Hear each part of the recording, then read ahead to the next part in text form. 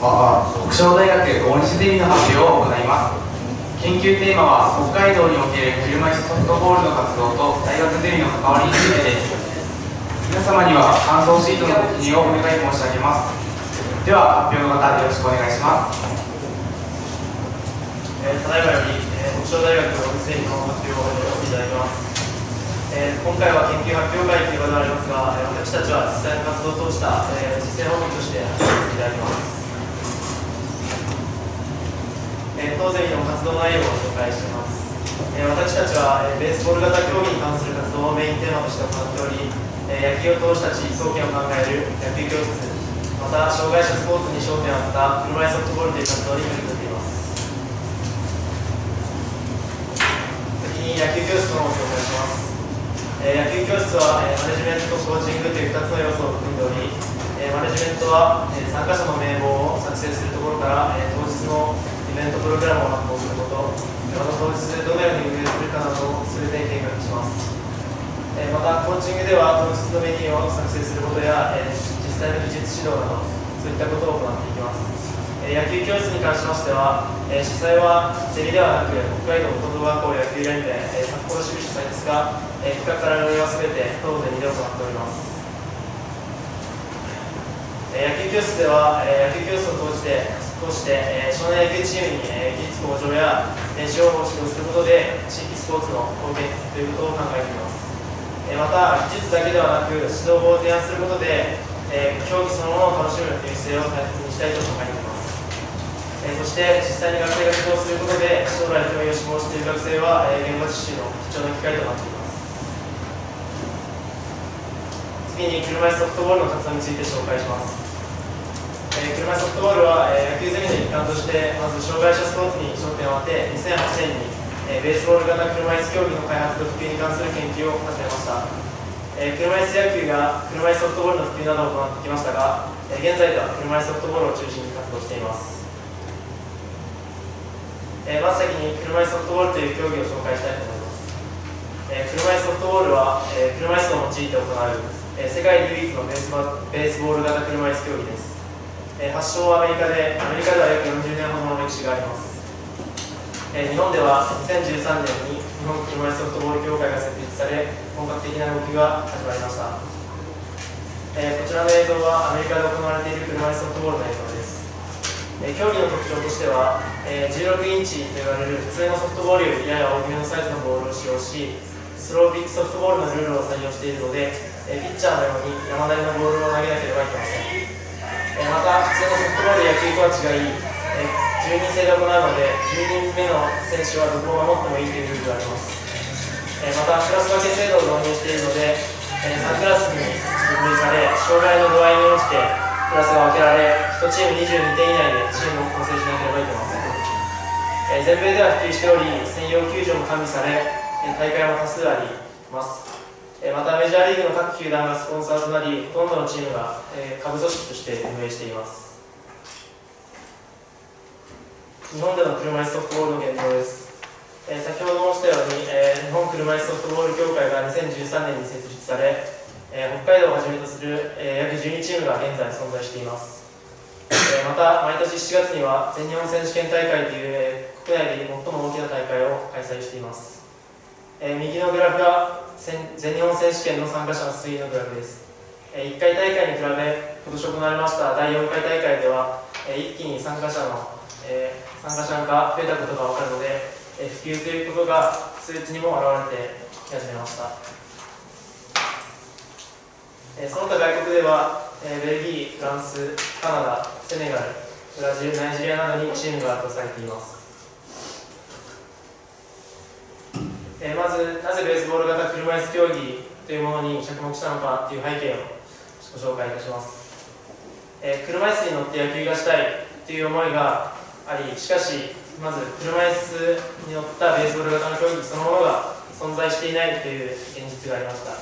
したがって野球がやりたくてもできないという環境があったので2008年当ゼミで車椅子野球の研究をスタートしました。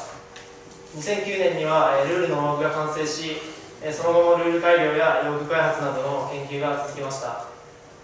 そして2011年、すでに競技として存在している車椅子ソフトボールの存在を知り、当ゼミでも車椅子ソフトボールの研究を開始しました。日本での始まりは2012年、アメリカの大会に参戦することを提案され、急遽車椅子ソフトボールの日本代表チームを結成し、アメリカ大会に参戦しました。帰国後、車椅子ソフトボールに関する普及が大きく加速しました。またアメリカ大会ではこのようにメジャーリーグの各球団がスポンサーについていることや、アスファルトで整備された専用球場が完備されていること、また予選会場では、駐車場を用いて仮設球場を作り、試合の運営方法はトーナメント方式で行う、また大会中のイベントなども充実しており、専用球場のない日本でも駐車場を用いて仮設球場を作ることで大会ができる、またトーナメントやイベントなども日本ではできるということが、明確になったので、2013年、国内で初めての大会となる第1回全日本車椅子ソフトボール選手権を開催しました。場所は江別市の頃にある総合運動公園の駐車場をお借りして行いました。当時参加チームは北海道2チーム、東京2チームの計4チームで行いました。翌年2014年は第2回全日本車椅子ソフトボール選手権を札幌ドームの駐車場に場所を移し開催しました。チームも北海道が1チーム、また北九州のチームが増え、合計6チームによる大会となりました。2015年には第3回車椅子ソフトボール選手権大会を、また千歳アウトレットモール裏の駐車場に場所を移し開催されました。合計チーム数が8チームとなり、第1回大会に比べると、倍のチームの参加となり、一気に認知度が上がった大会とも言えます。次に、当ゼミと北海道のスランドウォリアーズという車椅子ソフトボールチームとの関わりについて紹介します。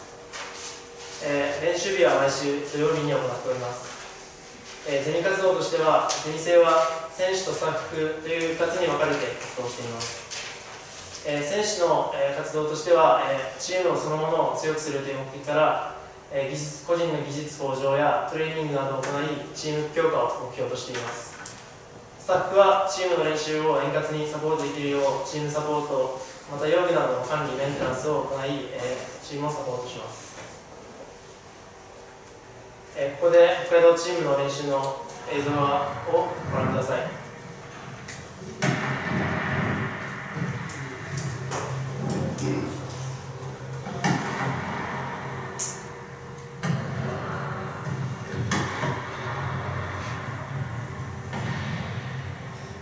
そうですね、僕も今こそ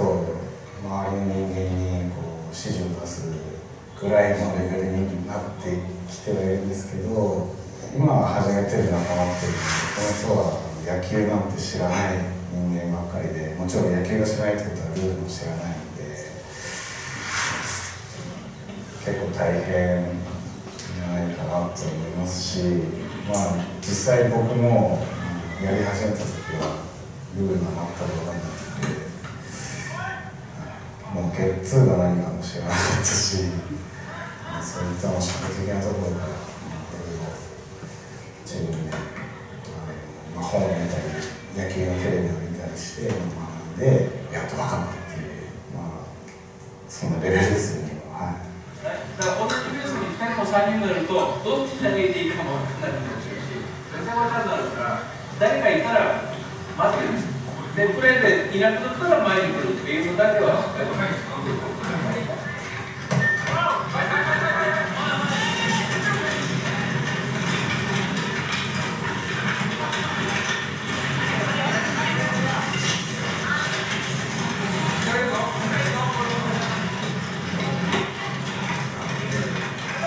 現在自分は一応日本代表に選ばれてまして、車ソフトボール組が増えればパラリンピックの夏季の正式種目になっていくと思っているので、そこが目標になります。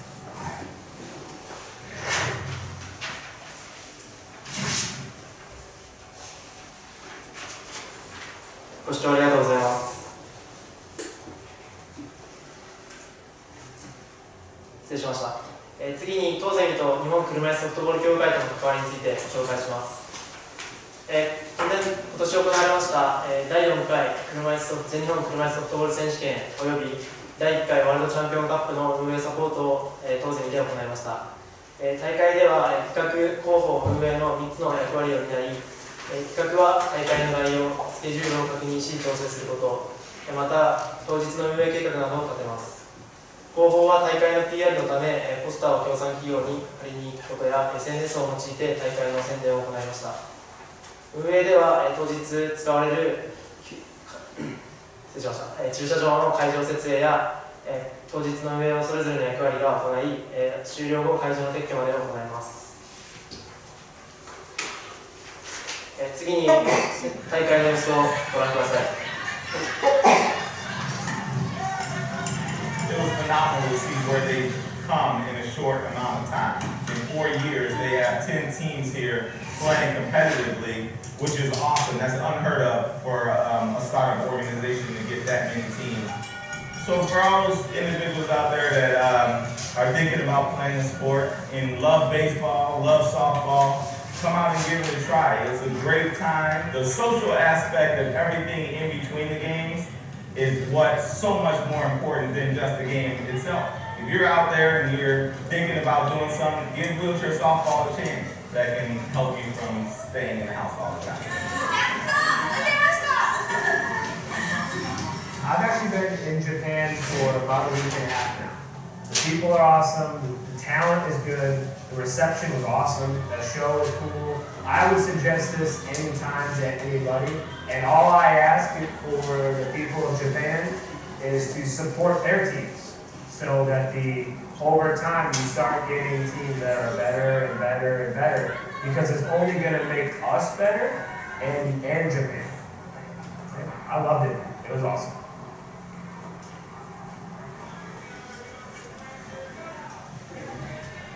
We're serious about making this a Paralympic sport. We want more teams. You know, we can put this talent on the national stage and get some of that major funding by some of these major players that can pay homage to what this different game.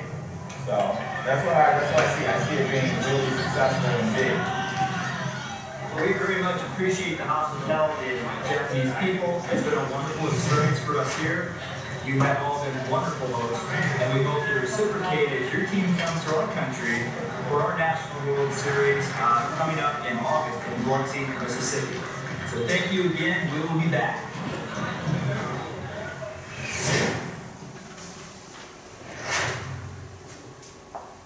ご視聴ありがとうございます。次に大会で行った当ゼミ生の役割を、紹介していきます。まず会場設営から紹介します。この左側の写真ですが、駐車場を用いて、球場を作るため車輪の破損やそういった車椅子に不備が出ないよう小石を拾う作業です。またフィールドは、右のようにカラーテープを使ってメインフィールドを作ります。次に審判です。審判は事前に大会前に審判講習会を行い、ルールやジャッジについて学び、大会で不備が出ないように備えました。先ほど北海道チームの練習の様子で、ありましたが、駐車場での練習も実践を通しての審判講習会の場にあります。次にアナウンスです。アナウンスは選手交代、イニング得点などアナウンスを行います。事前にマニュアルを作成しておくことで試合で不備が出ないように練習を行いました。また、今年は国際大会の開催もあったため、国際試合は英語でのアナウンスを行うなど工夫もしました。次にボールボーイとバットボーイについて紹介します。ボールボーイはファウルボールが出た際、回収するのと新しいボールを審判へ渡すという役割です。バットボーイは写真の赤い T シャツを着た人が行っている作業で、内バッターのバットやストッパーと呼ばれる車椅子の車輪を固定する道具の準備や回収を行います。次に得点板と DSO です。DSO というのは、ボール、ストライク、アウトカウントが分かるよう、ボードに点灯するもので、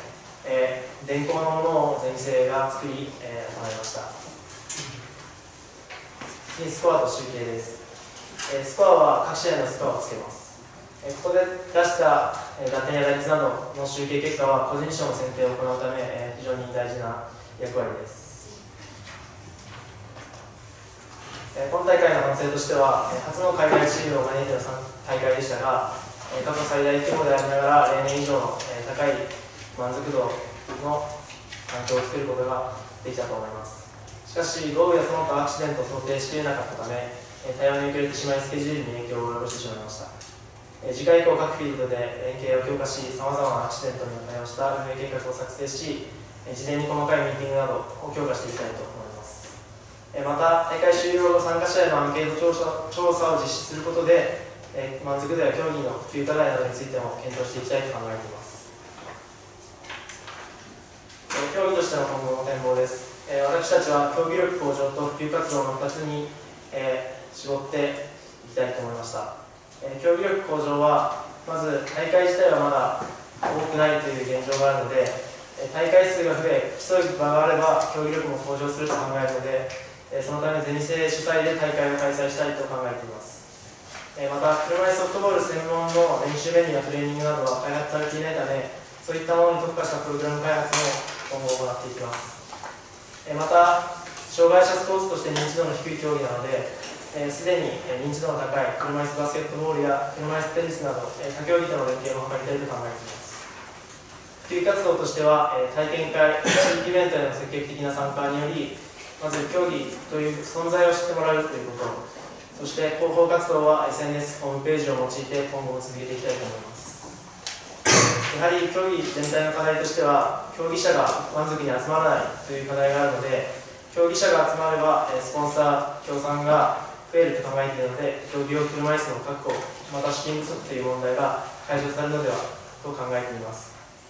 これらの課題を少しでも解消し、また競技として普及できるよう、今後も車いすソフトボールの研究や活動をしていきたいと思います。以上でオニスデリの発表を終了させていただきます。ご清聴ありがとうございました。